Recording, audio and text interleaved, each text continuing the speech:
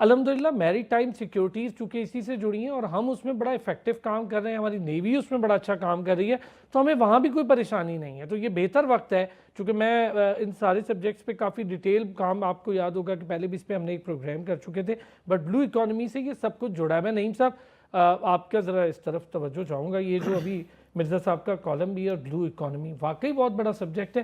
صرف ہمیں ایک جامع قومی پالیسی کی ضرورت ہے، وہ میں مرزا صاحب سے پوچھوں گا کہ اس پر کیا کوئی کام ہو سکتا ہے، ہو رہا ہے یا کیا ہے. لیکن یہ بلو اکانومی دیکھیں، اربوں ڈالر اور کتنی چیزیں تو انہوں نے گنوا دی ہیں ہمیں، اینڈلیس لسٹ ہے. اچھا، شکریہ ارسلان صاحب. مرزا صاحب نے بڑی اچھی روشنی ڈالی ہے. ایشو یہ ہے کہ 3 حصے ہیں بلو اکانومی کے. پہلا حصہ ہے میری ٹائم پالیسیز، ٹھیک ہے نا جی، اور جو میری ٹائم ریلیٹڈ ایشوز ہیں اس میں الحمدللہ پاکستان کی پالیسی بھی ایگزسٹ کرتی ہے اور اس کی امپلیمنٹیشن بھی ہے. اور اس سال انہوں نے اپنے ٹارگٹ 14 ویسلز ان کی ابھی ایگزسٹ کرتی ہیں. By December they are going to by 28، double کر رہے ہیں، اور بائی 27 دے ول ایڈ 2 مور.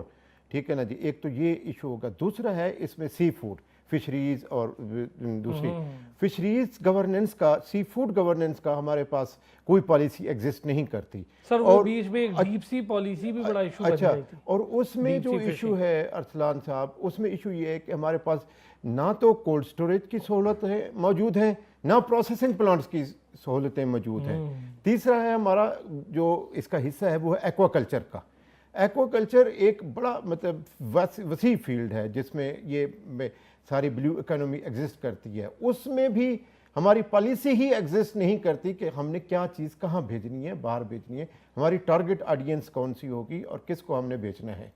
اچھا، ویسل والی اکانومی سے ہم لوگ $450 ملین ہم نے اس سال جو ابھی جولائی ختم ہو رہا ہے ہم نے کمائے ہیں.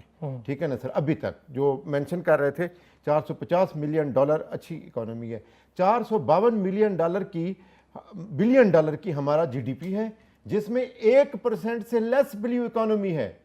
آپ یہ دیکھیں کہ ابھی ہم یہ سوچ رہے ہیں کہ اس کو بائی ایئر 2030 10% پہ لے جائیں اور بائی 2035 اس کو 17% پہ لے جائیں. Very well said. ٹھیک ہے نا جی. یہ اکانومی کا حصہ ہے. ابھی 1% سے بھی کم پہ ہیں، یعنی ہم 452، یعنی ہماری پاس جو کیپیسٹی ہے وہ اس سے بہت بڑھ کے ہے. اگر ہم اپنی ویسلز کو ڈبل کریں، اپنی ہم اس کو ایکسپورٹس کو ڈبل کریں، اپنی فشریز والی گورننس پالیسی بنائیں کوئی، لیکن ایگزسٹ ہی نہیں کرتی.